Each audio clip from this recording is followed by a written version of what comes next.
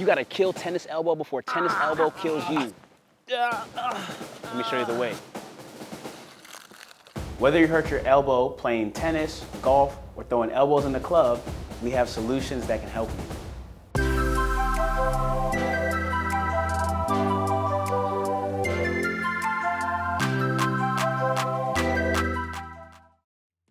So when it comes to stretching and getting rid of that lateral tennis elbow, or what they call lateral epicondylitis, this stretch is very effective as we stretch out our wrist extensors. So when you're doing this stretch, keep that elbow nice and locked out and put as much pressure or tension on the back surface of your hand as you feel comfortable. This may be discomforting depending on if you're in the acute phase of the injury process, meaning this injury was pretty recent, or if you're in the chronic phase where you've been having this pain on and off. You're gonna be able to control how much of the stretch you're actually feeling based on how much pressure you're putting on the back of your hand, and this is a really great one to do. When it comes to how long you should be holding this in terms of the sets and the repetitions, starting with 10 seconds all the way up to 30 seconds. So for those who are in a really acute phase, 10 seconds, 3 repetitions, or 15 seconds, 3 repetitions. For those who are a little bit more advanced, maybe this has been chronic and can tolerate a little bit more of that stretching sensation where those muscle fibers are pulling apart, 30 seconds or even 20 seconds can be really very beneficial. And then doing 3 to 5 repetitions can be helpful.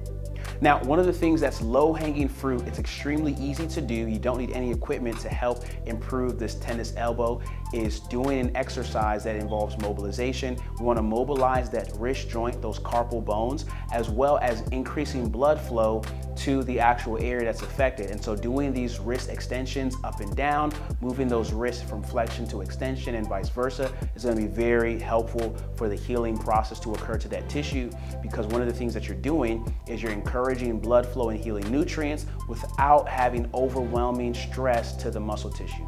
Hold up, doc. Come on, man. Those exercises are too basic. You don't got nothing better for me? They call me Dr. Toby for a reason. All right. If you say so, you got the P's and the degrees behind your name, so I'm gonna just do me and you gonna do you. Tell me what to do.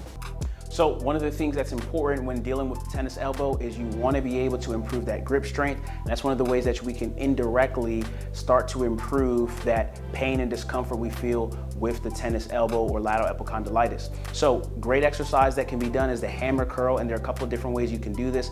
I love using the kettlebell for a few reasons. Because of the contour and the orientation of the actual weight itself, this is gonna really challenge that grip strength as you're moving that weight up and down. But you can also use a resistance band. So keep in mind when you're using a resistance band, foot placement is critical. If you have the resistance band that's more slack, that's gonna provide less resistance. If it's more taut, that's more resistance. So always choose the option that's gonna allow you to do 10 to 15 reps of this pain-free. And that's just a starter. You can increase the number of reps you're doing depending on the goal you're trying to achieve. But for the purposes of rehab and helping to correct pain and discomfort that's caused limitations, you want to make sure that you're starting off with something that's pain-free and very simple to do, that doesn't aggravate but is actually more relieving.